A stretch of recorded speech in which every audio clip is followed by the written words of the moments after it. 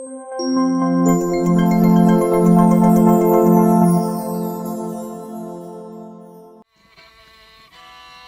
pamirsa sugeng pepanggihan malih ing jagating wayang.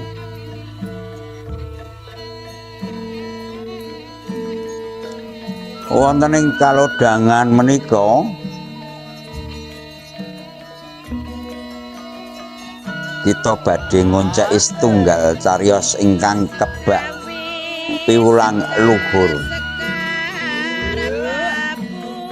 Inggih menika lelampahanipun Sang Adipati Karna wonten ing lakon Tatu Kreta Jaladara.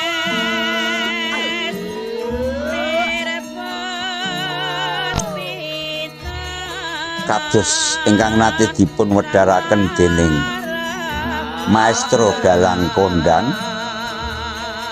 inggih Suwargi Kinarta Sabda. Bilih wayang menika mboten namung tontonan nanging ugi tuntunan.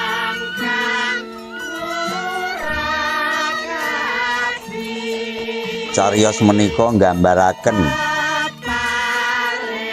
kados pundi rungsikting raos nalika darmaning prajurit dah adu arep kaliyan tata krama dumateng tiyang sepuh.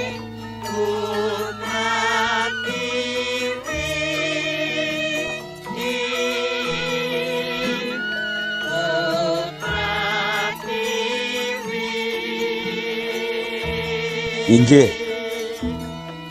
Roh Suwargi Kinarta Sabda ingkang kondang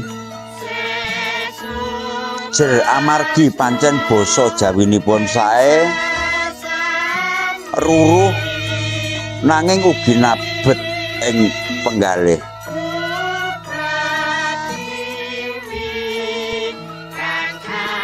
Adipati Karna Narendra ngawangga ingkang dasaripun kenceng ing dharma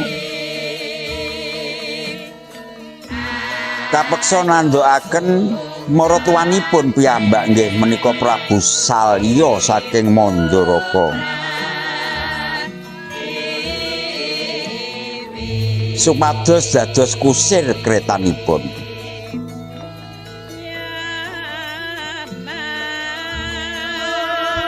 Menika satunggaling tumindak ingkang dipun wastani kuwalat. Jer amargi Narendra Gong Binatara kapeksa ngasta kendalining turangga kangge ambisi pribadi nggih menika ambisinipun anak mantu Prabu Karna. Ing inggiling Kreta Jaladara mboten namung jemparing ingkang mlesat.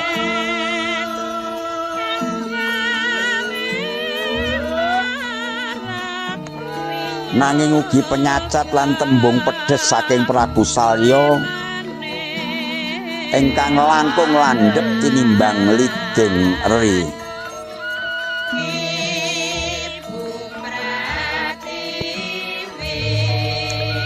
Ing waliking panyacat wau jebul pranyata wonten raos tresna ingkang sinidhem dening takdir.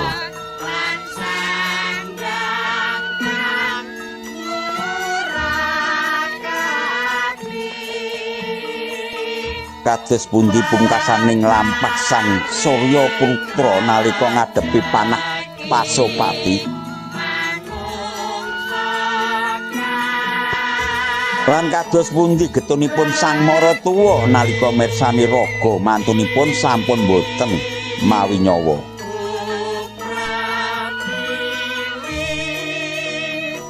Sumangga sesarengan kita luru sasmita wonten ing lakon Tatu Kreta Jaladara utawi Karna Kuwalat.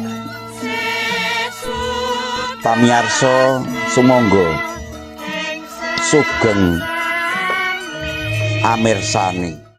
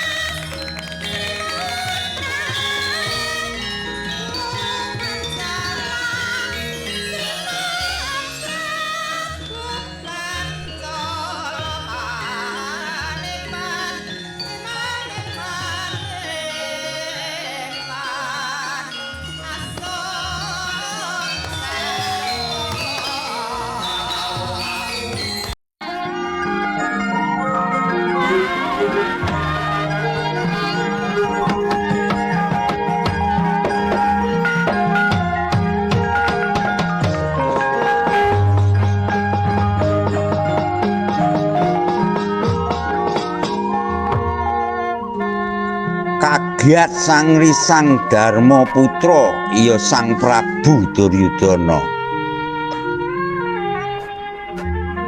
Miyat nalika rawuhipun Paman Patih Sengkuni ya Patih Harya Suman ingkang boten kados adat sabenipun.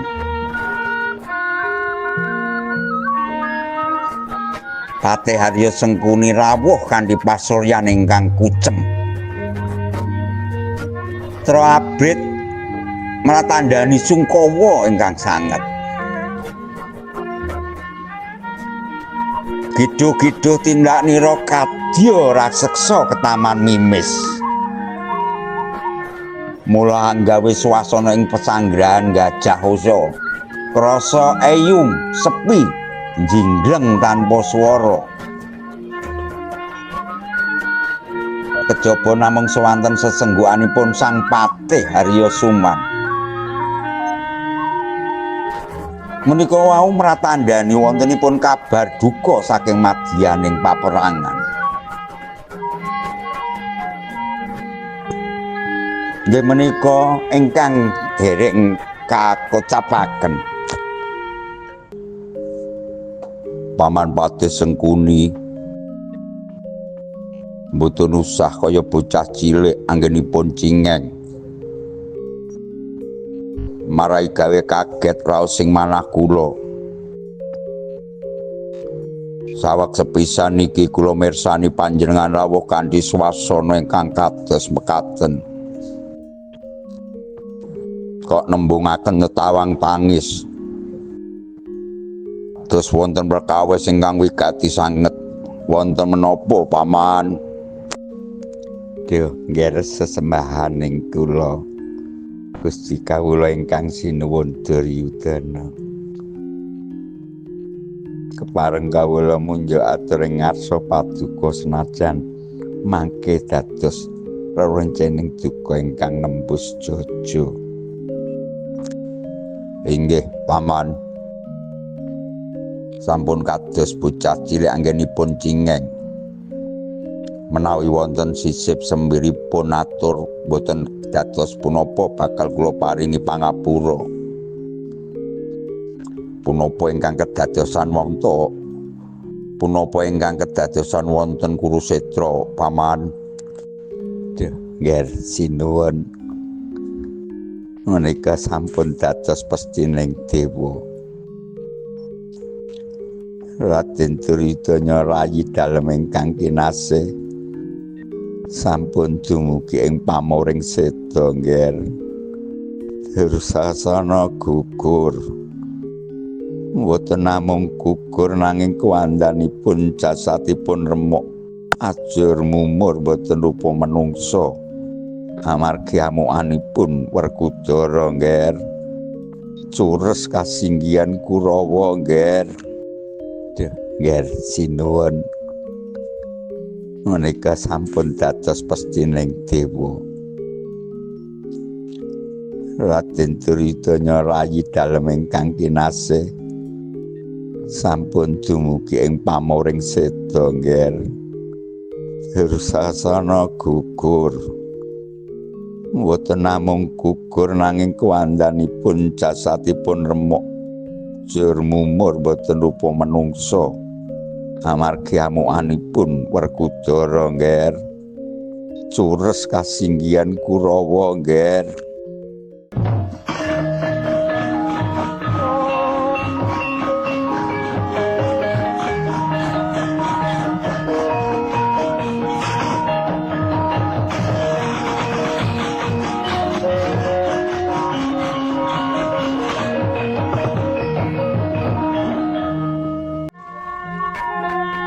Kaget rumeseping nala kadya sinamber gelap ing rina waloya nalika nampi kabar saking madyaning Kurusetra.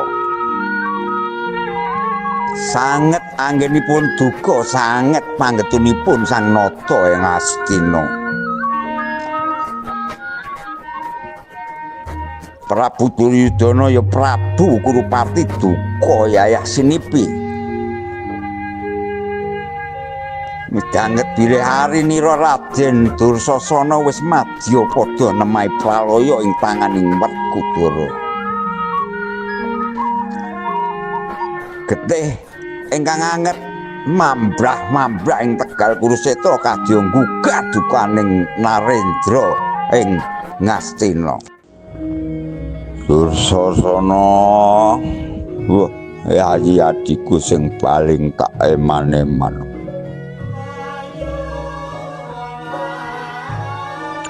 Awakmu kudune ngerti rasa atiku. Ing wektu iki kaya sinuwek suwek. Kaya digejek ing madyaning samudra geni nalika aku krungu kabar menawa kowe wis gugur ing Tegal Kurusetra. Dursasana,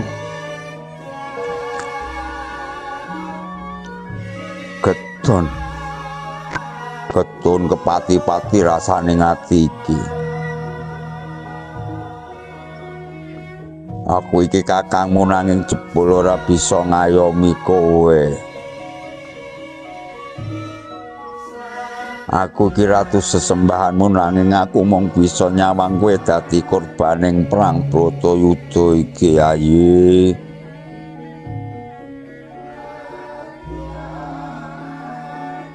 Saiki sapa meneh sing arep tak jaluk guyu? lakak-lakak sapa meneh sing arep mbela aku nganti pecahing dada Dursasana. Kowe ninggalke aku ijening tengahing prahara. Kamulyanku wis dadi krasa tawar. Makuthaku dadi krasa abot merga kowe wis ora ana ing sandingku, Yayi. Yayi Dursasana adikku. Saumpama nyawaku bisa dadi jole nyawamu. Oh, Dewa paring ana dalan. Nanging kabeh wis dadi bubur, wis dadi kusumaning bangsa. Yayi. Duh, Gusti kok kaya ngene abote dadi Duryudana.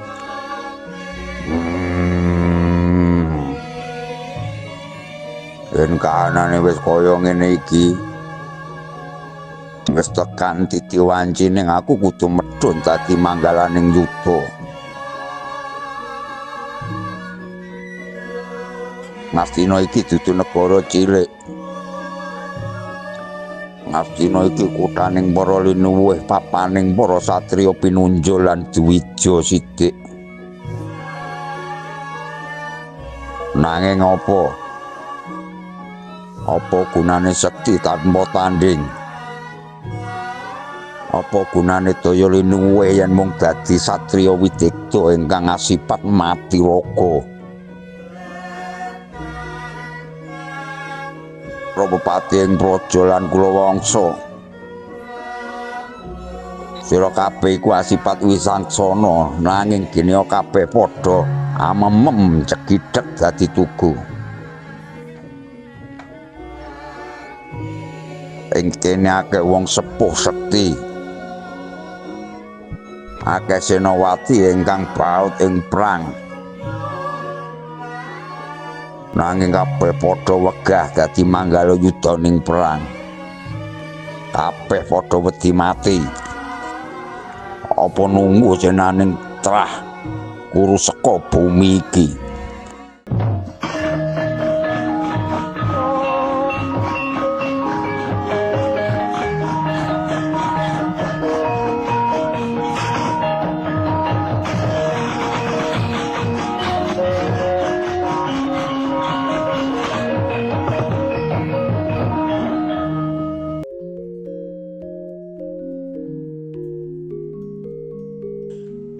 Kawula nuwun kepareng Raka Paduka ing ngawangga neter ubaling raos kabrananging Paduka Yayi Prabu Duryudana.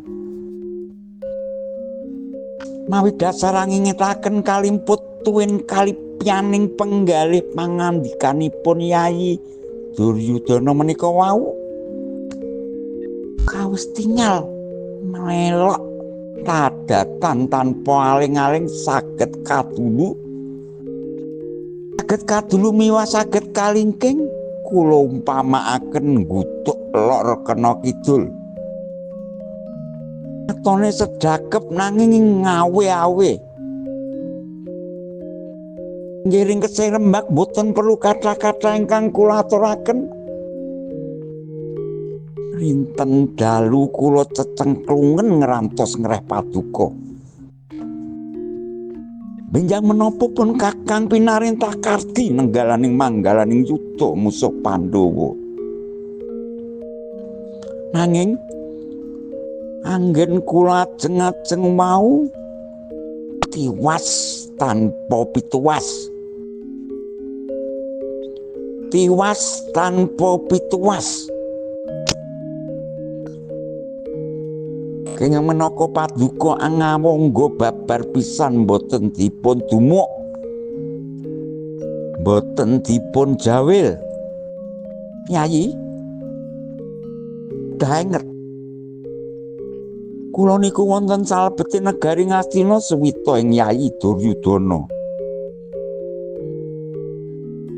Kathah ingkang gething kalih kula blak-blakan mawon kathah ingkang gething.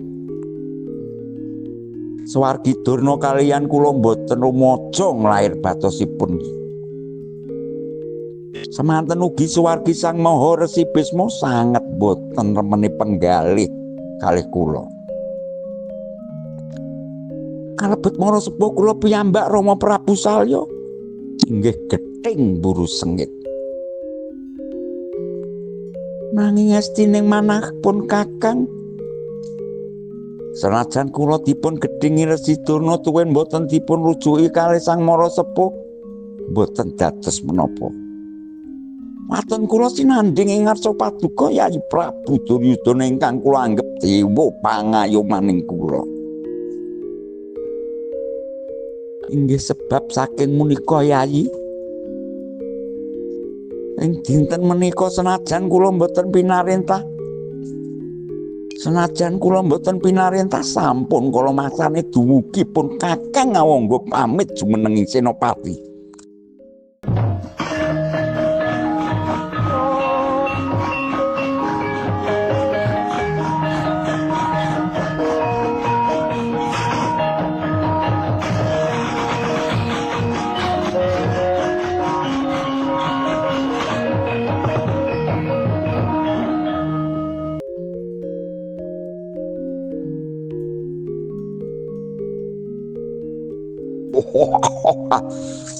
Biar padang penerawangane raos manah kula.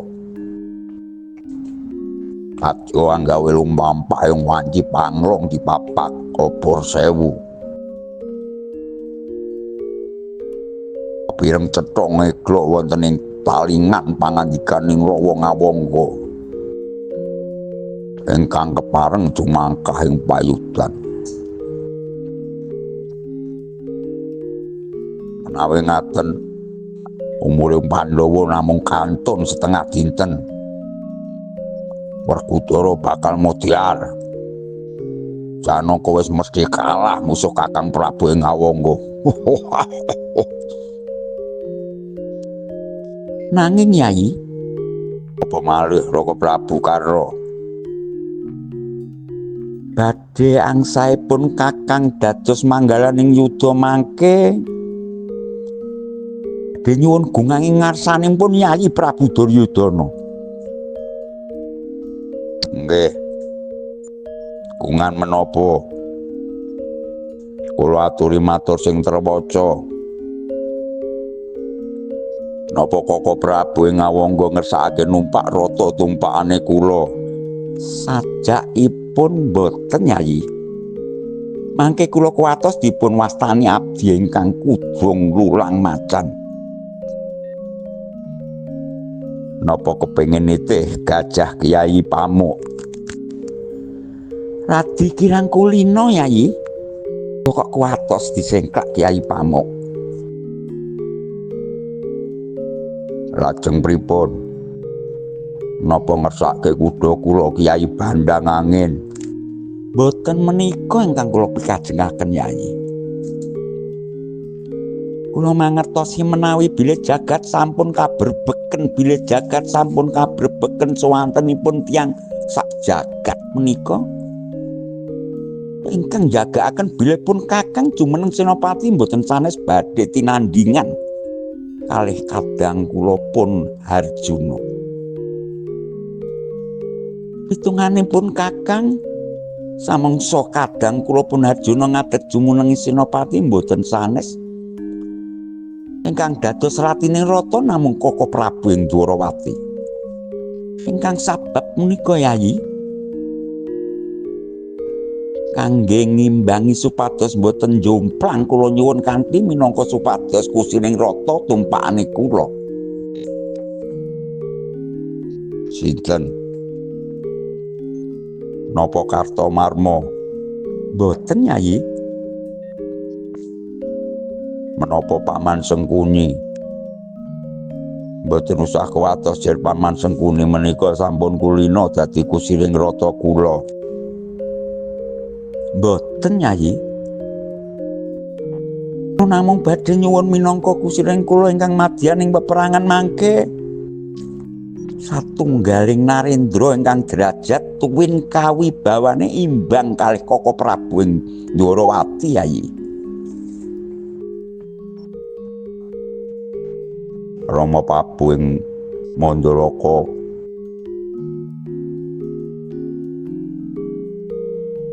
wonten pangandika ingkang dawuh nggih anak Prabu. Mbok menawi Paduka sampun boten kakilapan nampi ature putranipun Paduka Koko Prabu Ngawangga. Nggih. Kula tasih tengen kok nggih. Rama mboten ketang sak kebiaring kilat minangka srana ungguling Kurawa. Paduka keparengan njejeri lenggahipun putra mantu Paduka. Pripun? Lah mekaten to. Punjungane mantu ning maratuwa mung didadekake kusir, didadekake keset. Nggih. Mekaten. Namung satunggaling syarat Rama najan ing tata gelar Paduka ngasta kendhalining kuda nanging kepatosanipun panjenenganipun tetep dados sesembahanipun tiyang sak nagari Ngastina menika lak sing ngertos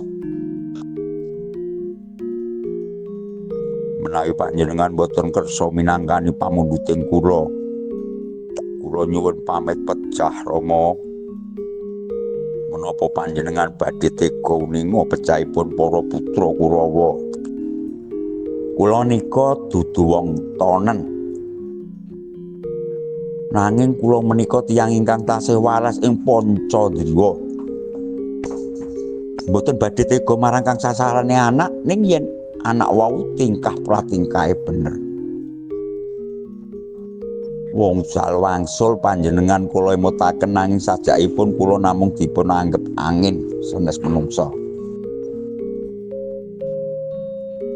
Ing mriki wonten satunggaling narendra ingkang nyagahaken dirimenipun badhe ngetingalaken labet-labetipun dhateng anak Prabu sarana dados jumeneng senopati nenggalaning kridaning kadang Pandhawa.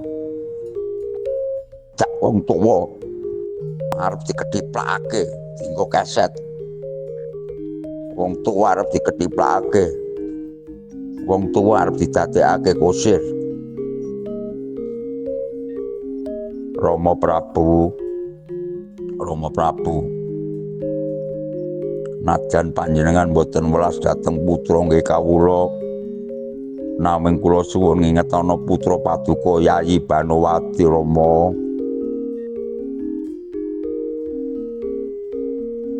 Nggih. Namung ing nami Prabu Karna menika saged guneman napa tiyang bisu. Koko Prabu parung matur piyambak. Mangke rumiyin Yayi. Rama, sewu-sewu gunging kalepatan kula diagung pangaksami Paduka Rama. Kula niki Ngastina nggih tiyang ngayom. Kula niku namung tiyang ngayom.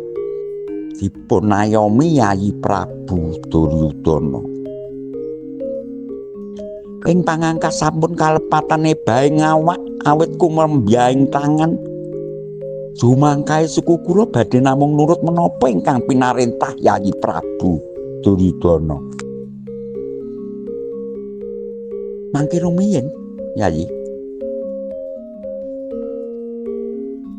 Ing sakawit kula namung nggadahi panyuwun kusir menika boten ndonga ingkang cinalonaken kusir kreta.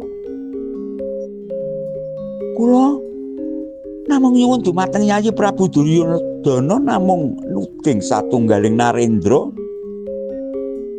ingkang timbang derajat tuwin kawibawani kaliyan Koko Prabu Ndwarawati.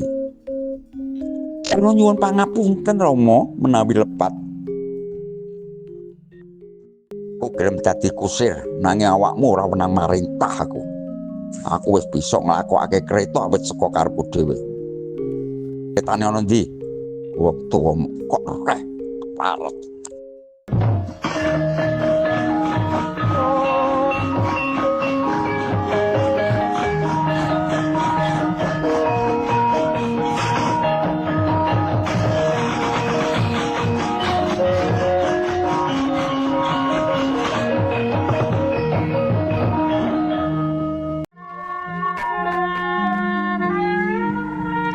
Ing madyaning Tegal Kurusetra jagat kados dipun kurepi duka. Swasana katingal mregunung dening leburing duwung lan ganda amiring rudira ingkang ngebaki awang-awang. Ing sanginggiling kreta Jaladara paraga kalih jumeneng kaku kinepung dedemiting manah.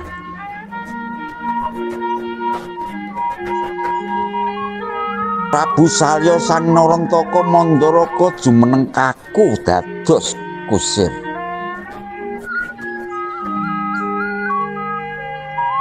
Tanipun ingkang nate njunjung jemparing kesakten. Sapunika kepeksa nyepeng kendalining turangga. Socanipun mencereng mirsani jaran ingkang lumajeng kados angin. Nanging Lathi mboten kendhat ngedalaken tembung ingkang mawa wisaya silih asor saneh silih asih.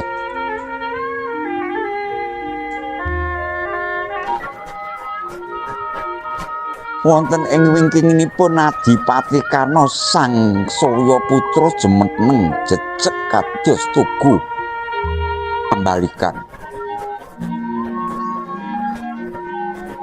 Astanipun ngrangkul Gendhewa Kuntawijaya ndanu kanthi kiyat ngantos drijining pethak.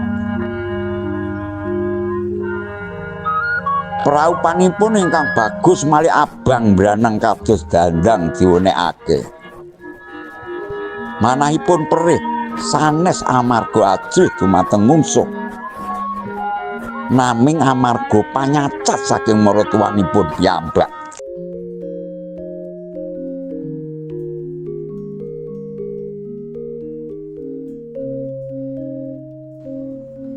Kana delengen cahyaning Pandhawa kae. Mripatmu apa wis lamur? Kowe iku mung anak kusir sing nyoba gayuh langit. Senajan kowe nganggo kawaca emas mencolong, nanging mripatmu kowe tetep wae lebu kang arep kabur kanginan dening Cempari nang Arjuna.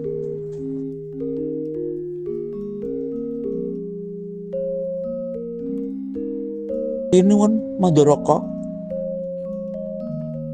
mboten pantes panjenengan Raja Agung nggadahi Lathi ingkang landhep kados witing ri. Kula menika senopati.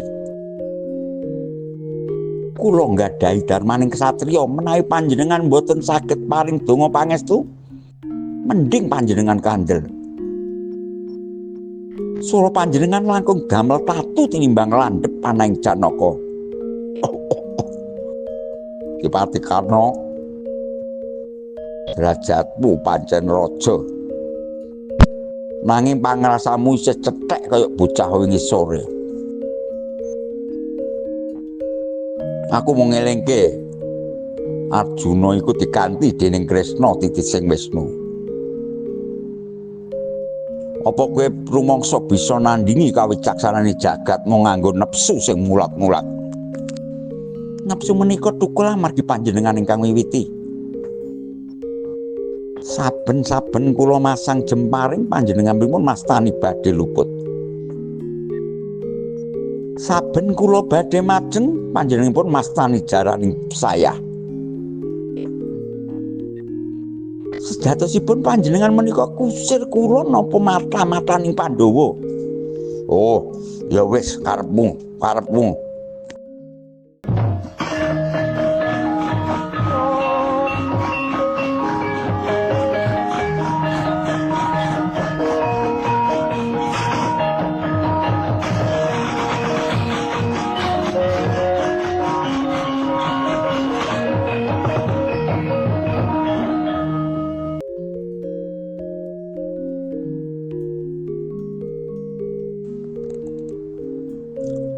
Karna keparat kowe menungso sing reti tatanan pora. Wong gerah ngisih ning ngisor bocah nom wis mritengkrang ning dhuwur. Inggih Rama nuwun pangapunten. Pangangkah kula wau badhe netepi dharma.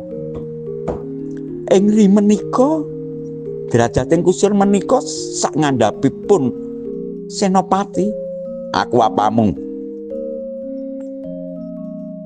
Tak eling-eling tatuku setahun kepungkur durung elang kowe sulaya ing pendopo gedhe ing setinggil.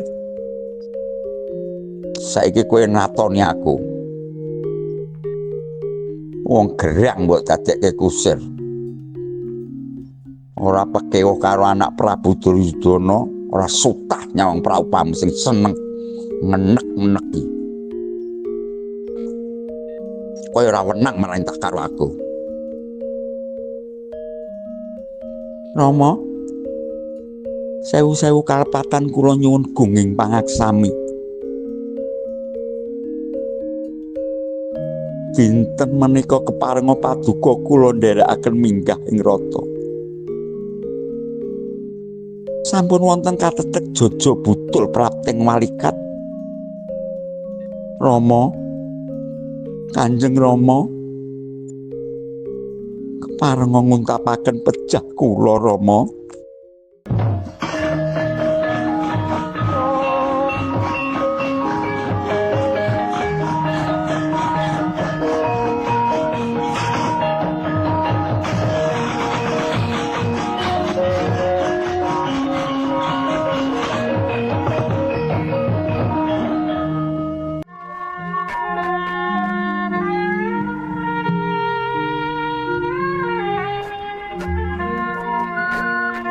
Ing tengahing campuh jemparing Pasopati mesak metal gulune Sang Adipati Karna.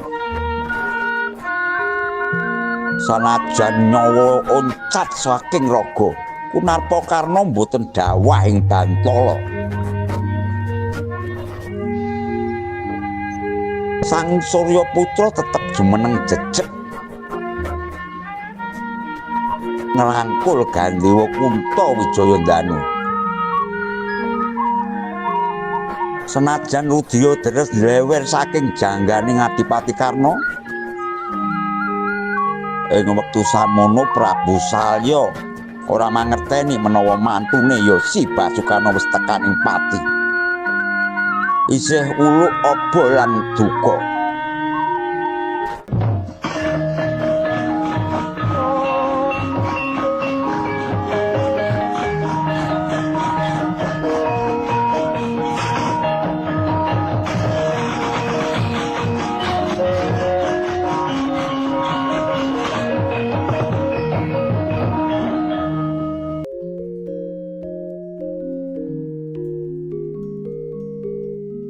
Karna tetep waspada ya, Ger. Iki wis kala mangsane kowe ngecake gegaman piandelmu kanggo mungkasi kridaning Arjuna. Karna Adipati Awangga bocah ditekoni wong tuwa kok pijer meneng wae. Ora semaur babar blas. Keparat. Kowe menungso reti tatanan apa ora? Wong gerang isih kok dadekke kusir ditakoni wong tuwa ora semaur. Karna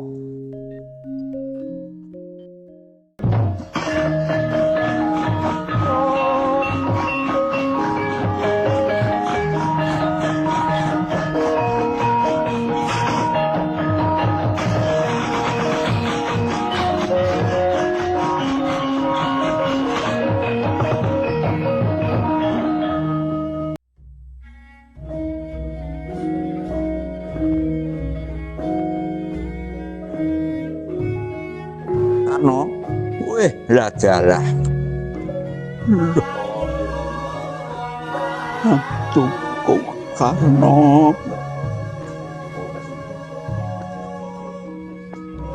lah awakmu wis tinggal donya pinak.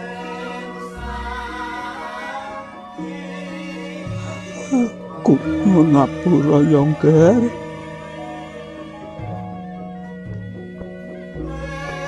Kang awakmu gak tukani dawa-dawa. Jebul nalika tak toleh awakmu wis tumekaning pati. Sangat janggamu pedhot. Nanging ragami sejejeg kaya tugu kasetyan.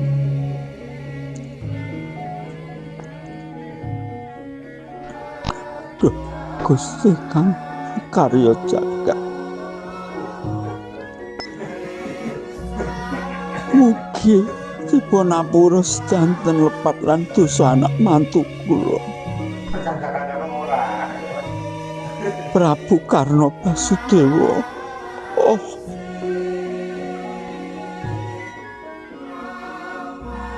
Horti kanthi anakku. Kepriye bapak arep kandha iki kok?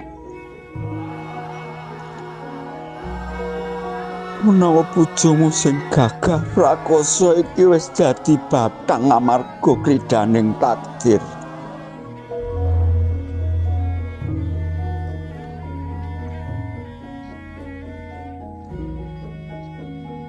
Ngger Karna senajan kita asring pasulayan nanging sejatine awakmu iku putra sing tak bangga-banggake Ngger.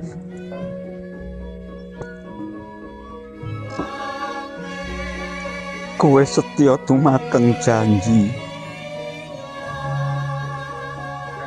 Senajan nyawa dadi totohane.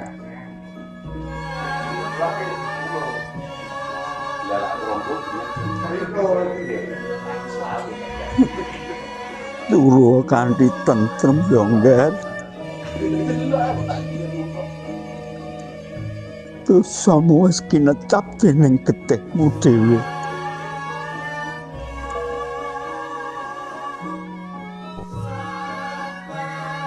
Sliramu pralaya ora merga mbelani kamurkan. Nanging saking darmaning kasetyan dumateng Prabu Duryudana sing wis ngangkat derajatmu. Utang getih, saur getih. Utang urip, saur urip.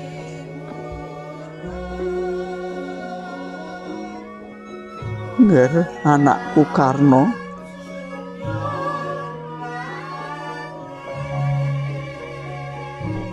Ragamu pancen wis dadi batang. Nanging asmamu ekal tetep arum minangka satriya panindita. Pahlawan ingkang ngrila pecah belani harganing kasetyan. Duh, Gusti Kang karya jagat. Napa iki dadi pungkasaning lakon?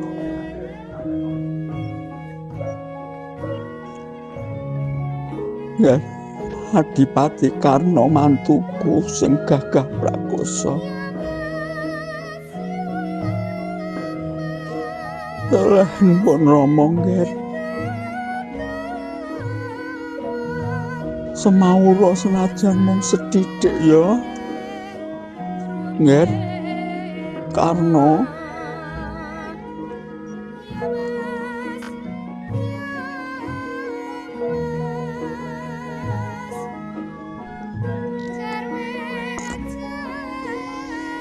iki mau sliramu tak dukani dawa-dawa. Tak cacat sak kuat mripatku nyawang. nanging jebul kuwi dadi pratandha pepisahan. Pun Rama getun banget, Ger.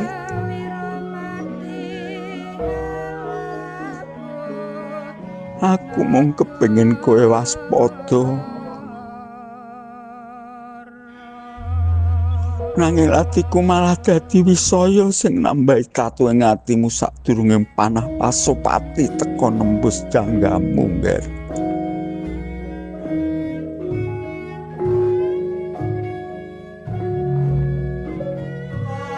Dikanthi anakku wadon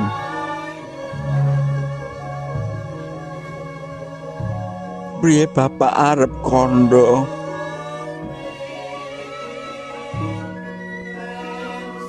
kowe sing sejatine dadi pujaning ati awakmu sing dadi pujaning ati ning karna saiki kudu nampa kasunyatan yen kowe dadi waranda ing wektu sing durung prayoga.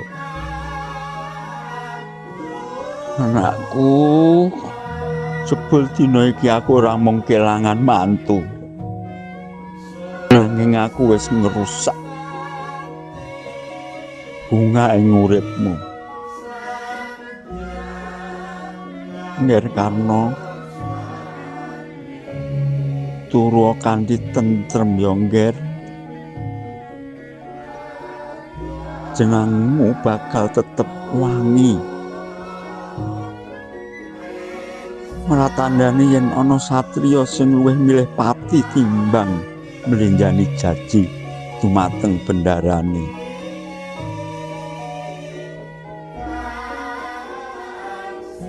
Duh, Gusti paring pangapura marang kabeh dosamu lan dosaku marang sliramu ya Nger Karna.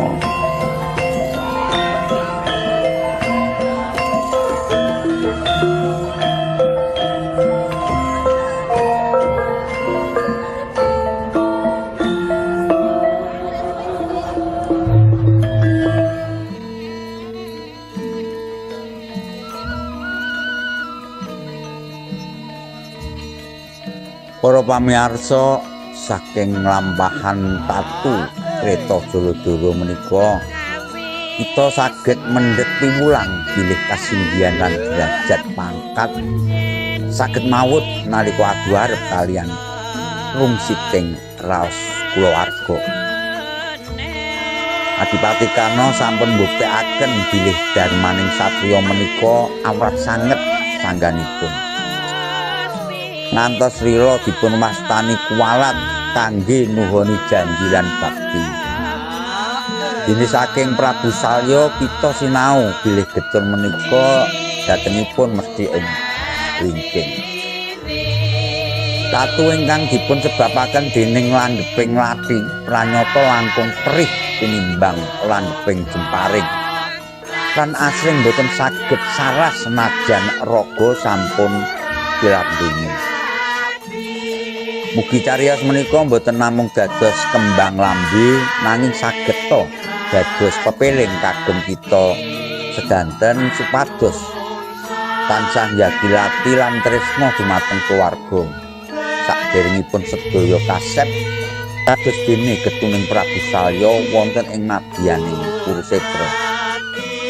Sing ngatur kula pamit undur diri matur nuwun awit kawigatosanipun panjenengan. Rahayu sagunging dumadi sugeng pepanggihan wonten carita sanes ing jagating wayang Blora TV.